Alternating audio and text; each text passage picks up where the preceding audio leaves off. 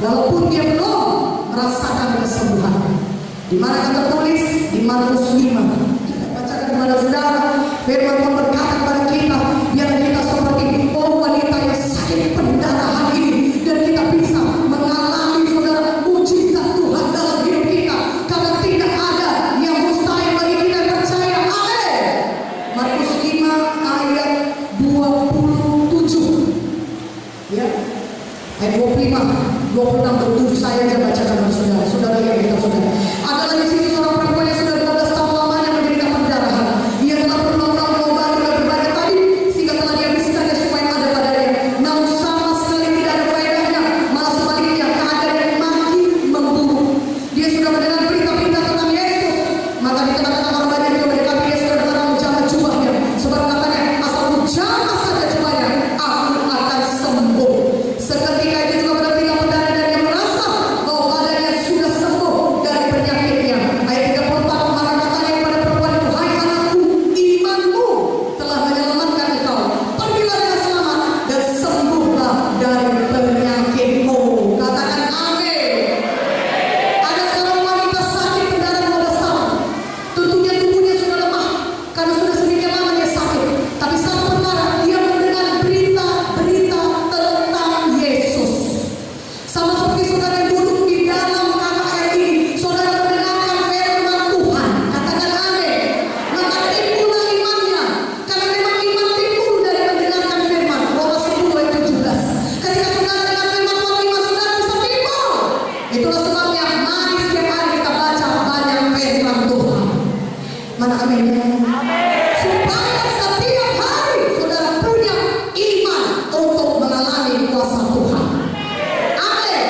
Tetapi dilakukan wanita ini, dia mulai berkata dalam, saudara lihat ini apa yang dikatakan. Dia berkata ayat 28, asal menjamah saja jubahnya, aku akan sembuh. Perempuan ini sakit 12 tahun. Ketika dia datang mendekati Yesus, dia belum sembuh. Dia belum sembuh. Dia masih sakit, dia masih lemah, dia masih lemas. Walaupun dia sudah berobat kepada dokter, dokter tidak bisa mengobati dia. Keadaan makin parah, uangnya sudah habis semua. Bukan bertambah baik, keadaan makin parah. Kadang-kadang kita sudah melakukan segala cara, apapun ternyata masalah kita makin gawat. Kita sudah berusaha dengan segala cara, ternyata keadaan kita makin krisis. Kita sudah mengobati diri kita ke berbagai tabib di seluruh dunia ini, tapi tetap juga kita makin sakit, bahkan lebih parah keadaan kita.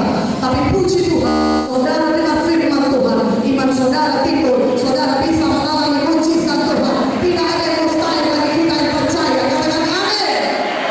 Bisa dengan saudara, perempuan ini meninggalkan imannya. Dia tidak hanya percaya dalam hati dan berkata, Yesus kan maha tahu.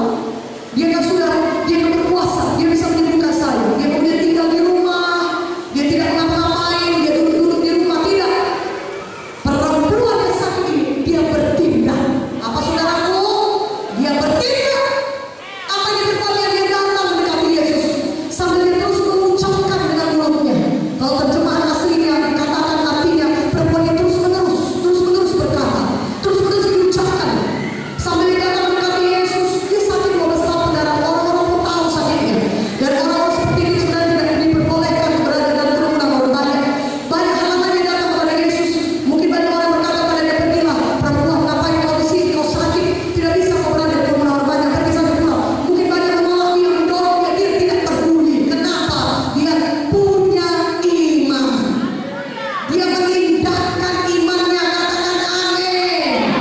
Maka dia datang kepada Yesus dan terus mengatakan, dia terus berkata, firman Tuhan menuliskannya. Dia berkata, asal menjamah saja jubahnya, aku sembuh. Asal menjamah saja jubah Yesus, aku sembuh. Aku sembuh. Aku sembuh. Aku sembuh. Aku sembuh.